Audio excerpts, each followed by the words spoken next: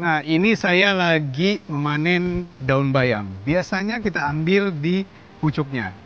Daun bayam ini sudah terkenal dengan kandungan zat besinya yang sangat tinggi. Tapi, tahukah pemirsa, kalau biasanya daun bayam ini salah kita olah, biasanya bukan manfaat yang kita akan dapatkan, tapi bisa bersifat racun ataupun toksin. Nah, di depan saya nih, nah ini nih, ini adalah daun pepaya.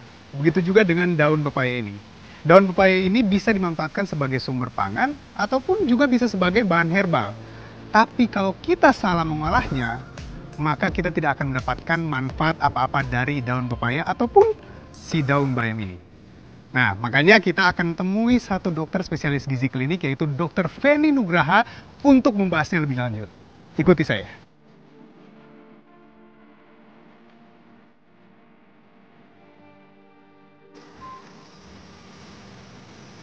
Halo dok. Hai, Dr. Rizal. Aduh, aku minta maaf ya, aku agak langsung lancang ngambil sayuran karena ini luar biasa banget loh tempat ini. Iya.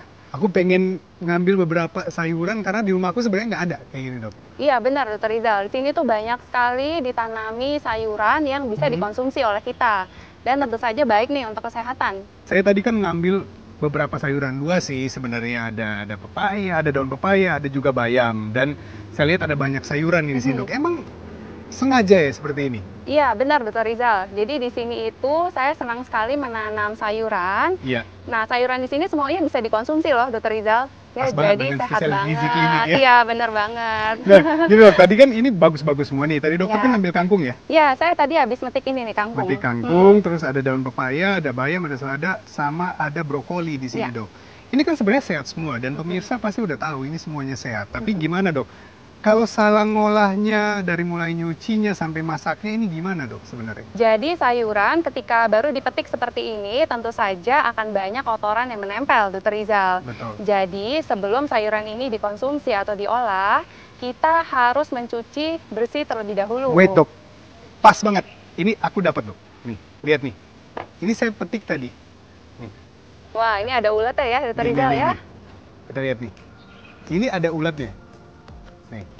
Nah, kalau kita nggak hati-hati, sebenarnya ini bisa kita makan juga gitu. Makanya tadi dibutuhkan untuk kita bersihkan ya dok ya. Iya, benar banget. Jadi si sayuran ini memang di dalamnya kalau kita tidak mencuci ada sisa-sisa kotoran, kemudian yang tadi ulat, yang tadi Dr. Rizal kasih lihat, kemudian bisa ada seperti bahan-bahan kimia, karena biasa kita kalau menanam sayuran seperti ini tentu saja diberikan pupuk di dalamnya, pupuk kimia. Lalu untuk membasmi hama, beberapa sayuran juga diberikan atau disemprotkan pestisida yang tentu ini berbahaya Dr. Rizal bagi kesehatan kita ya. Ada treatment atau cara nggak pada saat kita nyuci si sayuran ini? Kadang kan ada orang nyuci ya, nyucinya biasa aja gitu. Kalau di rumah ini kan sudah pasti tidak pakai namanya pestisida atau bahan bener kimia. banget. Itu ya mungkin cuci biasa nggak masalah. Tapi gimana buat masyarakat yang mereka beli dari luar untuk cuci di rumah dok? Baik, jadi untuk mencuci sayuran yang baik dan benar sebenarnya harus dilakukan di air yang mengalir. Ya. Jadi tidak boleh mencuci sayuran di bawah air yang tidak mengalir, atau mungkin yang banyak dilakukan oleh ibu-ibu nih Dr. Rizal, memasukkan air ke dalam suatu wadah, kemudian sayurnya dimasukin ke dalam. Yang terjadi ketika kita mencuci di wadah yang berisi air, ketika kita mengangkat sayurnya, si kotoran akan menempel kembali di sayuran. Seperti itu. Gitu. Jadi memang sudah direkomendasikan untuk mencuci sayuran di bawah air yang mengalir.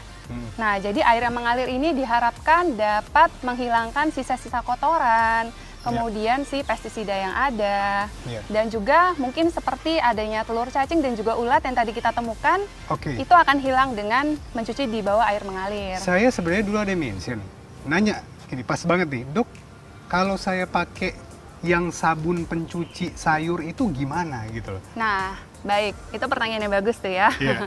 Jadi sebenarnya memang direkomendasikan dengan air mengalir karena memang sudah ada bukti ketika kita mencuci di bawah air mengalir, 9 dari 12 pestisida yang ada pada penelitian tersebut itu akan hilang. Nah, cuma dengan air ya? Cuma dengan air mengalir. Nah, bagaimana dengan bahan tambahan seperti mungkin dengan sabun? Jadi beberapa dari sayuran ada yang memiliki daya serap atau penyerapan yang sangat baik. jika kita memberikan bahan tambahan untuk mencuci, dikhawatirkan rasanya akan berubah, kemudian kandungan vitamin di dalamnya juga pasti akan berubah. Oke. Seperti itu. Jadi saya pikir jangan ditambah lagi dengan sabun ataupun dikucek-kucek Benar, gitu. benar Ini banget. bukan kain loh, ini sayuran ya. Iya, Gitu. benar banget. Nah, tapi yang uniknya Dokter Rizal memang ada beberapa sayuran tertentu yang ketika kita mencuci itu diharuskan menambah bahan-bahan tetapi disarankan yang alami. Ya, Seperti contohnya? apa? Contohnya nih, seperti brokoli seperti ini. Ya. Nah, brokoli seperti ini, seperti Dokter Rizal lihat ini banyak sekali rongga-rongga Ada banyak di rongga ya di sini dalamnya. ya? Iya, seperti ini. Dan ini banyak banget sudut-sudut yang tersembunyi. Nah, dikhawatirkan sudut-sudut yang tersembunyi dan rongga-rongga seperti ini tempat sarangnya seperti ulat, kemudian telur-telur cacing, dan juga sisa-sisa kotoran menempel. Jadi untuk seperti brokoli seperti ini, boleh kita cuci dulu dengan air mengalir. Nah, setelah itu boleh kita Potong-potong potong. dulu. Iya. Benar, terlebih dahulu sesuai dengan batangnya. Setelah itu kita boleh siapkan satu wadah berisi air dengan 1 sendok teh garam. Gitu. Garam. Ternyata Benar. garam itu bisa membantu proses untuk pencucian tadi bahan-bahan pangan ini. Benar Dok. banget. Jadi dengan adanya garam ini diharapkan si ulet-ulet yang tadi ada tuh Mati di ya? sayuran itu akan keluar.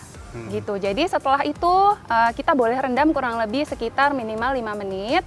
Setelah diangkat, kita boleh kembali bilas dengan air mengalir kembali. Kalau seandainya yang dimasak ini adalah sayurannya, tapi airnya tetap akan dipakai, kan banyak tuh sup yang Ya, dicampur benar sayuran. banget. Apakah si vitaminnya itu masih ada tetap Baik. bisa didapat di dalam air yang tadi? Nah, itu bagus pertanyaannya. Ya. Nah, jadi untuk kita merebus sayuran, memang baiknya ketika kita merebus airnya mungkin direkomendasikan tidak usah terlalu banyak. Oke. Jadi sedikit saja.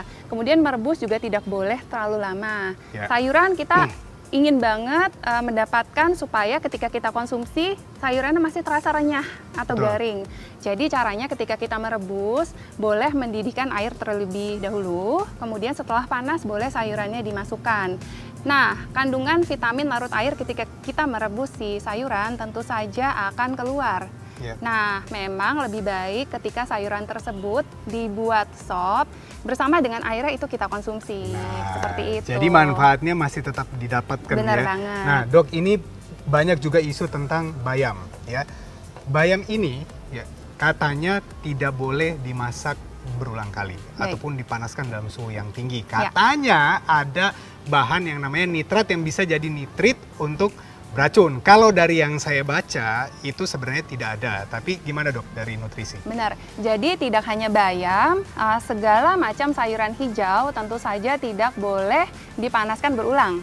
Oke. Jadi lebih baik langsung dikonsumsi ketika kita memasak satu kali, seperti itu. Karena jika dipanaskan berulang, tentu saja manfaat kesehatan dari vitamin yang terkandung dan mineral yang terkandung di dalam bayam itu akan berkurang, Dokter Rizal. Nah, Seperti jadi itu. buat ibu-ibu yang mau berhemat, jangan salah berhematnya. Jangan sampai kita udah berhemat tapi nggak dapat manfaat apa-apa. Ya, itu Sayang benar udah dibeli. banget. Jadi kalau dari yang saya tarik Dok, kesimpulannya kalau kita mau masak bayam, masak seperlunya aja yang mau kita konsumsi. Benar banget, itu Gitu. benar banget. Jangan kita berharap bahwa kita masak banyak-banyak nanti dipakai lagi besok, dipanaskan lagi Ya, besok. itu benar banget.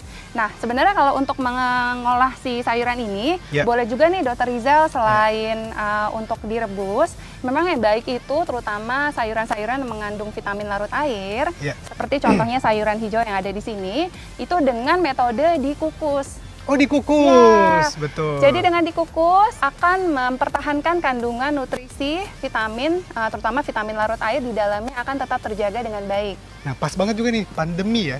Iya. Pandemi seperti ini banyak orang yang takut dengan saya beli sayur di luar. Nah, kalau boleh jangan langsung makan mentah. Benar. Tapi dikukus tadi sebenarnya sudah bisa cukup untuk matiin si Nah, virusnya. itu benar banget, Dokter Rizal. Gitu. Wah, ini menarik sekali Dok ya, menarik sekali karena kenapa banyak dari kita sudah tahu sebenarnya manfaat dari sayuran ini, tapi banyak dari kita juga yang kurang tahu bagaimana cara mengolahnya. Semoga informasi ini bisa bermanfaat dan saksikan terus Hidup Sehat Plus hanya di TV One.